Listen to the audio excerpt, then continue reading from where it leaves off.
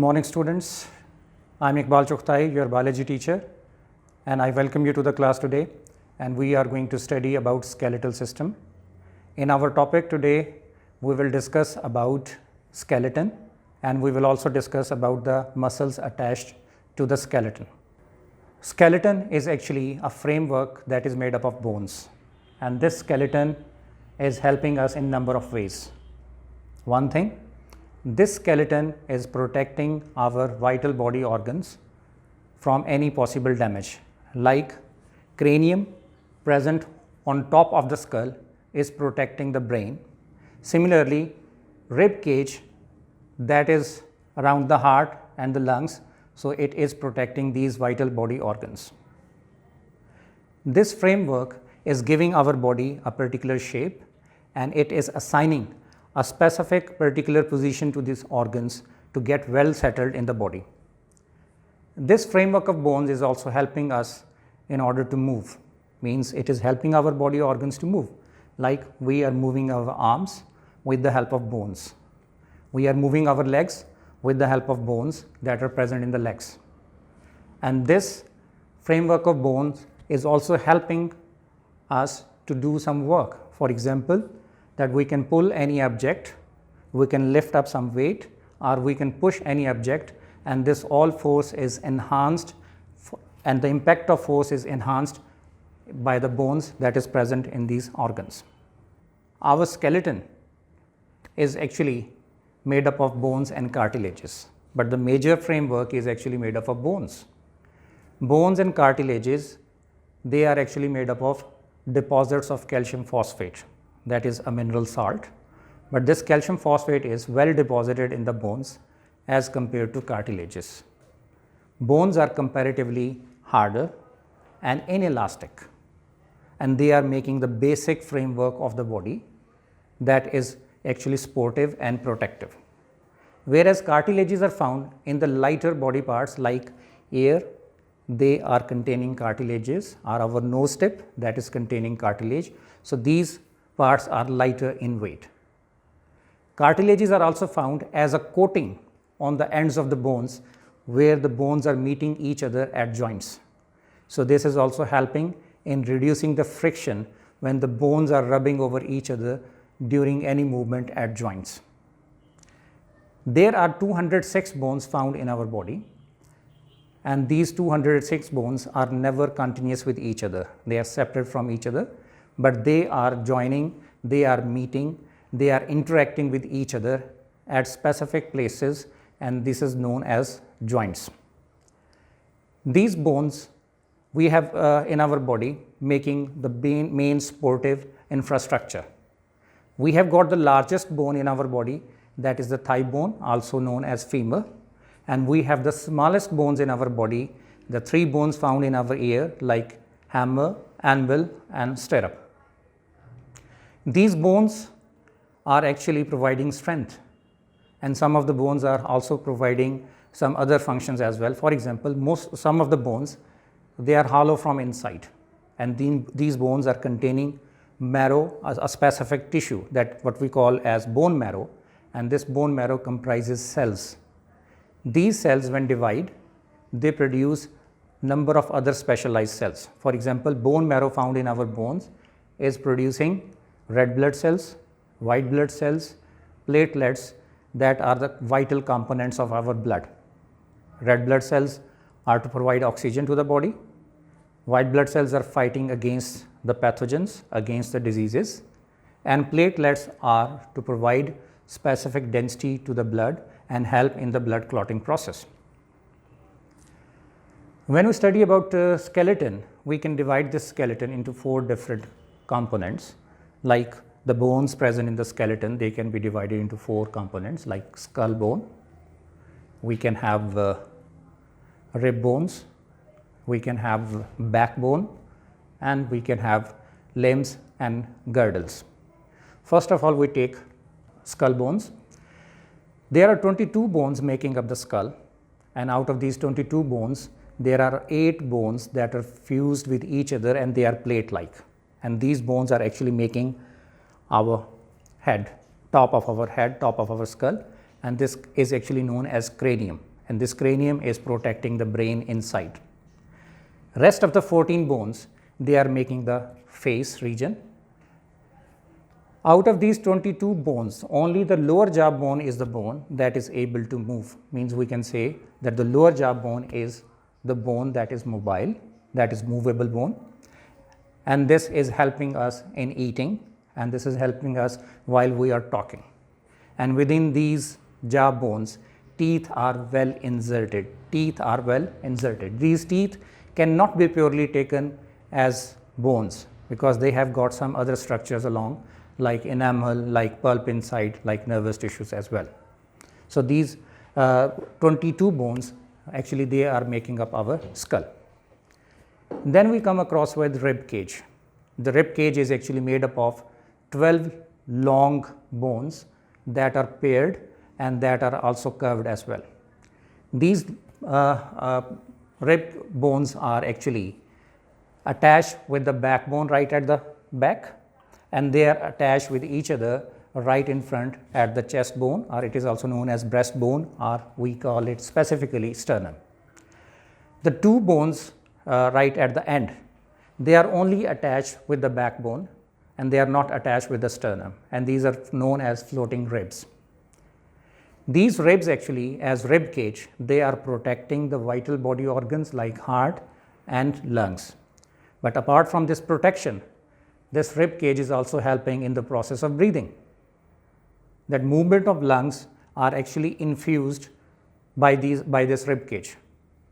When the rib cage is moving down, it squeezes the lungs and the lungs exhale. They send air out of the lungs.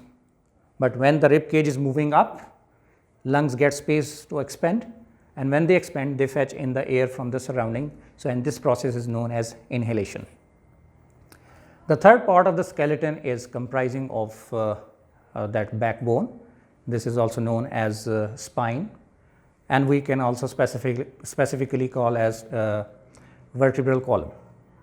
This vertebral column consists of 33 bone segments, and each bone segment is known as vertebra, and collectively we call them as vertebrae. These vertebra, they are coated with cartilages at their end, and these vertebra are sliding over each other in order to make specific types of movements like bending, like twisting within the backbone. This vertebral column is actually making the central axis of the body, and that is helping mainly in maintaining the balance of the body. The spinal cord, that is an extension of the brain, runs through this vertebral column and is well protected by these vertebrae around. The fourth part of the skeleton is limbs and girdle. Limbs, organs that help us move or that help us do some work. We have got two types of limbs, forelimb and hind limb. Forelimb is also known as arm, and the hind limb is also known as legs. The forelimb consists of bones. The upper part of the forelimb is consisting of the larger bone that is known as humerus. This humerus is connected in the lower part of the arm, that is also known as forearm, with two other bones that are known as radius and ulna.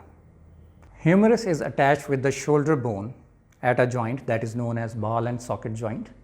At that end, you can see that end of the humerus is ball-like, and it is fitting into the sockets of the shoulder joint.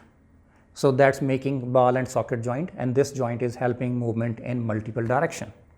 Again, at this joint, end of the humerus is coated with cartilage, and similarly the inside of the socket of the shoulder blade is also coated with cartilage in order to reduce friction. Similarly, you can see here that this shoulder blade is actually attached with muscles that are known as shoulder muscles, and these shoulder muscles are attached with humerus. So when these shoulder muscles bring about movement, they move, they contract and relax, so they move the arm in multiple directions. So we can move arm at shoulder joint in many directions, sideways, upward, downward, means in multiple planes arm can be rotated. but at this joint that is known as elbow joint, the humerus is attached with radius in ulna, and this is known as hinge joint, and this joint is actually helping movement at 180-degree angle only in one plane. But here this shoulder girdle is actually the main sportive structure in this limbs region, in this skeleton, that is supporting the whole movement and the working of the arm. In the hind limb region, you can see that there is a pelvic girdle. Inside the pelvic girdle, that is also known as hip bone. Inside the hip bone, there are two sockets, and within these two sockets, two largest bones, left and right thigh bones, or we can specifically call them femur, they are well inserted. Ends of the femur, they are coated with cartilage, and they are ball-like in shape, and they are fitting into their sockets of the hip bone. At the knee joint, this femur is connected with the two bones downward, and these two bones are known as tibia and fibula. So this hind limb is not only helping us to move, but it is actually the main bony structure that is bearing all the weight of the body. So means all the body weight and the balance is maintained by these two legs, and this is actually carried by the femur and the associated other bones as well. When we talk about these bones, as I did tell you earlier, that bones are never continuous with each other. So bones are attached with each other, or they face each other at specific regions known as joints. Joints are of two types. One are known as immovable joints, where the bones meet each other, but they do not help in any sort of movement. Like the bones in the skull, in the cranium, they are fusing with each other, so they are making immovable joints. But the other joints are movable joints. Movable joints are the ones that help the movement of the bones, that help the movement in the body organs. When we want to categorize these movable joints, so movable joints can be the pivot joints that can help in rotation, like the discs present in the neck region, so they can help the rotation in sideways movement. Pivot joint. Second is hinge joint, that allows movement in 180-degree angle only in one plane. The third is ball and socket joint. This ball and socket joint is allowing movement in multiple angles in multiple planes, or in simple words you can say this ball and socket joint allows movement in 3D plane. And the fourth type of joint is known as sliding joint, or it is also known as gliding joints, and the example is joints found between each vertebrae. Each vertebrae pair is actually giving an example of sliding joint, where the vertebrae are sliding over each other. So they are helping in bending, twisting. This sort of movement is actually supported by this sliding joint. But these bones cannot move about by themselves. The bones are to be moved by special muscles that are attached with them, and these special muscles are known as skeletal muscles. These skeletal muscles are also antagonistic in function, means around the bones these muscles are always found in pairs. Why these are found in pairs? Because muscles have the property that they can, when they contract, they can pull the object they are attached with. But when they relax, they cannot push. They can only release their pulling pressure, but they cannot push that object back to its position. So when the bones are to be moved in particular directions, so these pairs of muscles work in coordinated way. When one muscle is contracting, so it is pulling the bone towards its direction. At that time, the second muscle of that pair remains relaxed. But when the bone is supposed to send to its original position back, so the second muscle contracts this time, pulling the bone towards its direction, and the first muscle now starts relaxing and releases its pressure. So this is how the bones are moved into direction, and this is also helping in executing work as well. The skeletal muscles that we have forelimb as our example. Skeletal muscle in the forelimb is actually made up of biceps and triceps, particularly attached with the humerus, biceps and triceps. When we want to bend our arm, so biceps contract, triceps relax, and the arm is bent. You can see here the biceps are in the contracted state and the triceps are in the relaxed state. And you can feel this by placing your hand over it. But when we want to straighten up this arm, so this time these triceps are contracting, pulling these bones towards their direction, and that this time this bicep is relaxing. So this is how the bones are moving. Bending arm is actually because of the contraction of biceps, and this time triceps are relaxed. But when we want to straighten our arm, so at this time triceps are contracting and biceps are relaxing. But it is very important that these muscles should stay well connected with each other, and this connection is maintained by a specific type of connective tissue, and this connective tissue is known as tendon. Tendons are strong inelastic fibers or band of fibers, and they are connecting muscles with that of bones.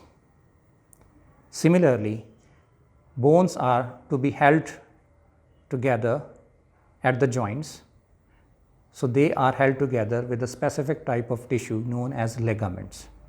So there are two types of tissues involved in our skeletal system, that is tendon that are connecting muscles with bones, and ligaments that are connecting bones with the bones at the joints.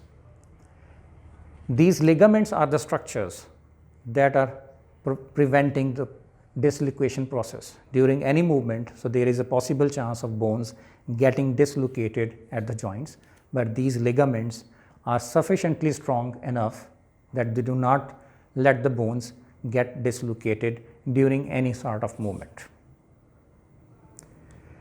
So I hope students you have learned about the skeletal system and about the working of the skeletal muscles that are attached with them. I repeat, I want to sum it up again, that skeletal system is comprising of skeleton that is made up of bones and cartilages, and it is making our body basic framework that is helping us to move, that is protecting our vital body organs, and that is helping us to do some work. Bones and cartilages are made up of calcium phosphate. Bones are heavier, harder, and inelastic compared to cartilages. Bones are making the main framework, and some of the hollow bones, they contain bone marrow that makes specialized blood cells like red blood cells, white blood cells, and platelets. These bones are joining together at joints where they meet and they rub or they slide over each other to bring about movements. And there are 4 different types of joints, 4 different types of movable joints like pivot joints, hinge joint, ball and socket joint, and sliding joints. They are easing movement in multiple planes in multiple directions. These bones are moved with the help of skeletal muscles that are attached with them, and these skeletal muscles are antagonistic in function. And these skeletal muscles are actually attached with these bones with the help of specific tissue known as tendons, and the bones are held together at joints with specific connective tissue known as ligaments. Thank you very much, students, for the lesson today. See you next time with another lesson. But if you want to be intimated about our upcoming lessons, you need to subscribe our channel, that is the Country School. You have to subscribe, you have to hit the bell icon, and every next upcoming video, upcoming lecture, you will be having right at your desktop. Thank you very much. See you next time.